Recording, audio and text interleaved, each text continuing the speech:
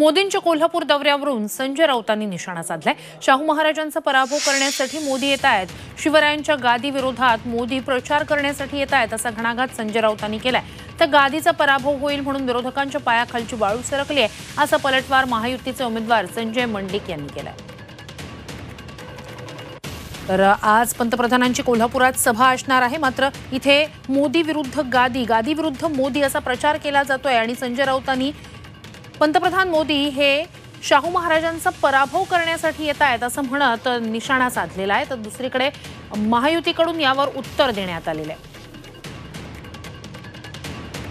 गादीच्या पराभवाच्या भीतीने विरोधकांच्या पायाखालची वाळू सरकली असं मंडलिकांनी म्हटलंय।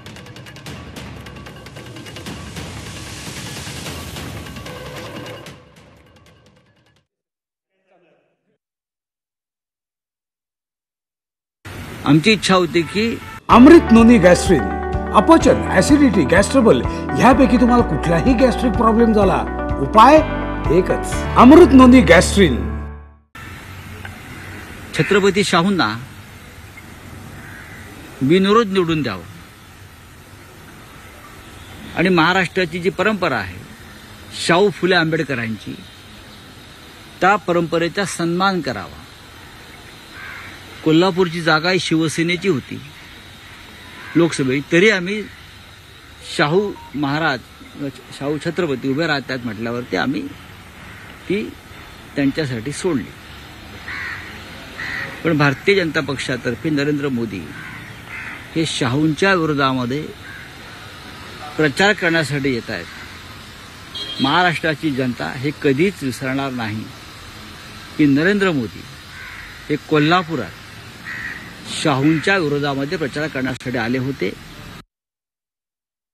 आता खरं म्हटलं तर गादीची भीती त्यांनाच पडलेली आहे। गादीवरचा उमेदवार उभा केला आणि मग आता पराभव होणार, पण विरोधकांच्या पायाखालची वाळूच घसरायला लागलेली आहे। मी तर म्हणेन, मी उमेदवार म्हणून स्वतः भाग्यवान समजेन। माझा उमेदवारी अर्ज दाखल करायला महाराष्ट्राचे मुख्यमंत्री, उपमुख्यमंत्री आले आणि माझ्या प्रचार सभेसाठी भारताचे पंतप्रधान येत आहेत, म्हणून मी भाग्यवान आहे। या सभेला मोदीजींना ऐकायला देशातच काय परदेशामध्ये सुद्धा प्रचंड संख्येने लोक येतात।